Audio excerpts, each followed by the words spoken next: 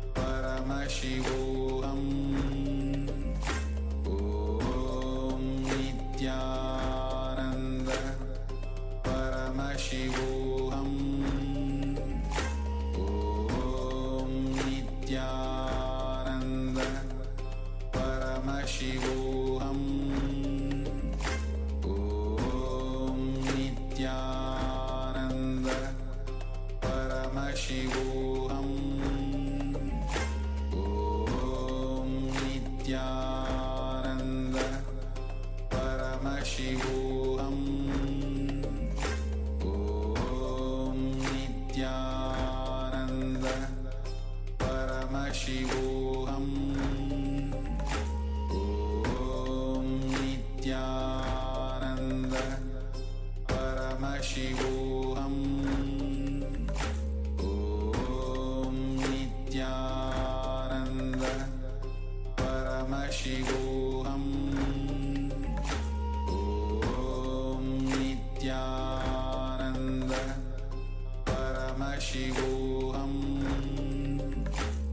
Om Nithyananda Paramashivoham. Om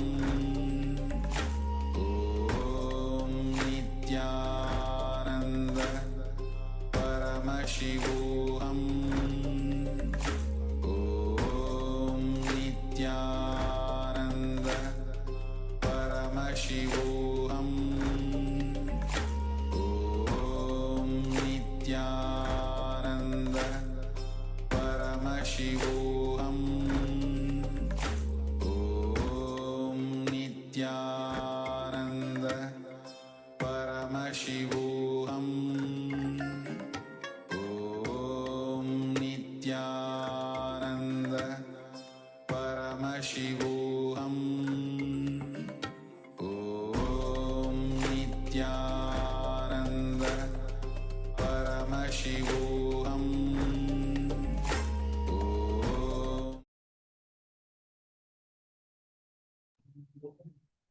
You can relax it slowly, very slowly to remove the eyelids.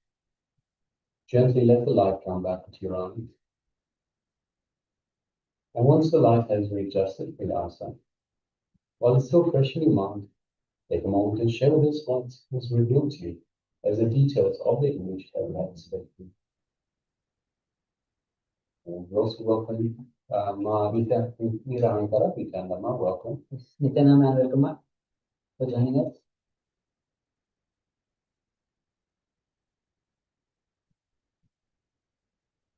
So please go ahead and start sharing what Swamiji revealed to you through the third eye, when your eyes were closed. Whether few images came as a flash of image, or if some text was revealed to you, or some object, some items was revealed to you.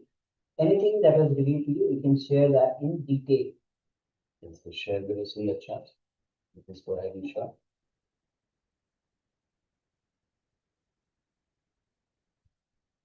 And especially when you're joining as a new participant, especially when you start new manifestation, generally what we have experienced that people first see fully black, they don't see anything. But generally when they are doing the power manifestation again and again, you'll see that they start manifesting the power again and again, and they are very spot on with the manifestation.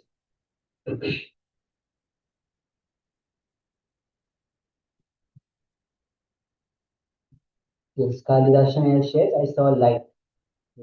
Yeah, for sure. This way, Master Unit that shares some reviews, many people in black attire, uniforms, dancing, doing exercise, walking, maybe yoga, and Paramashivoham. Thank you very much for sharing that.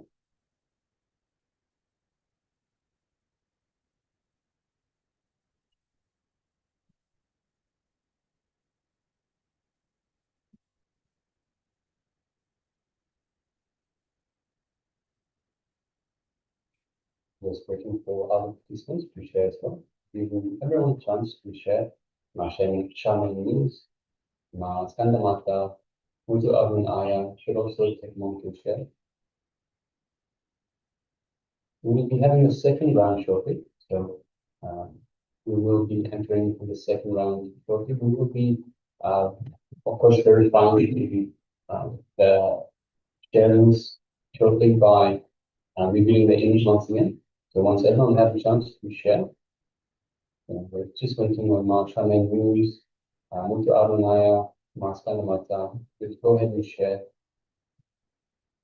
What was revealed to you as the details of this image that we expect just now.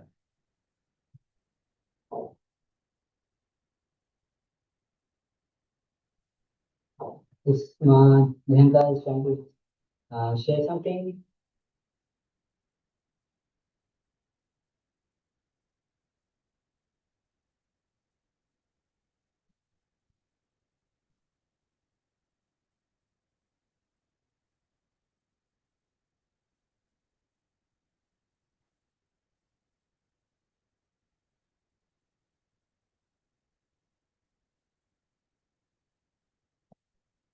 All right, so we'll just give it a couple of moments more. That's what I want to share before we bring back the image once again.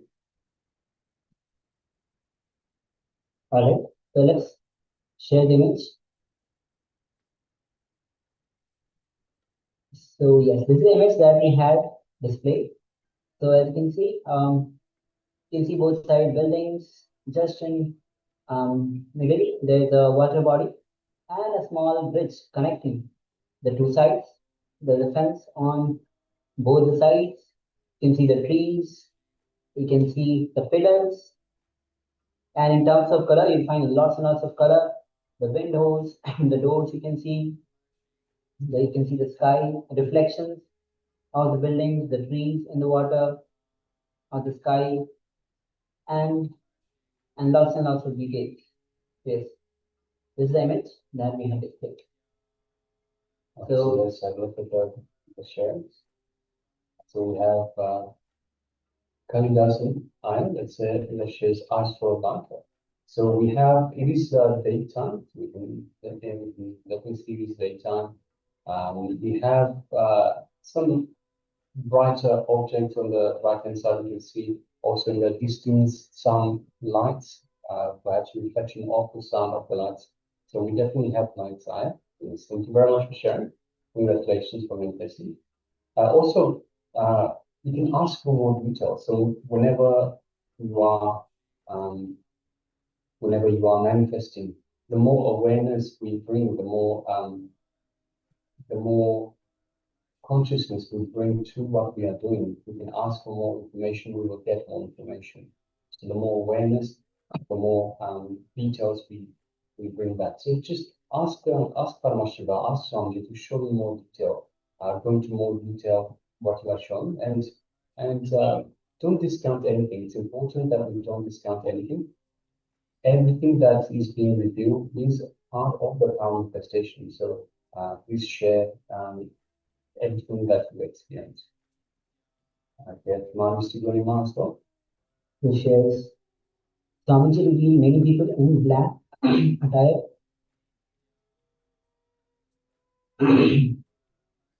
Uniform, dancing, doing exercise, walking, maybe yoga on Paramashivoham. You've seen a lot of details, ma. So you might have seen people around when picture was taken. Right now, there's no people.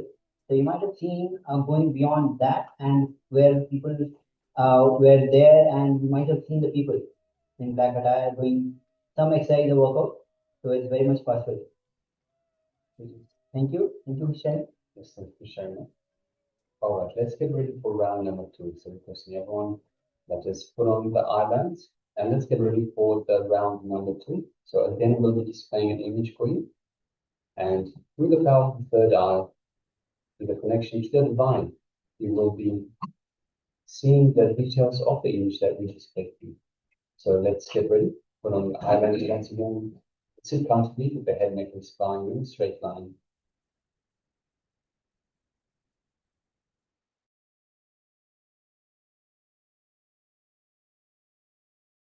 Awareness to the Ananda that's above the mid center, and connecting deeply with the divine in your Ananda Gandha.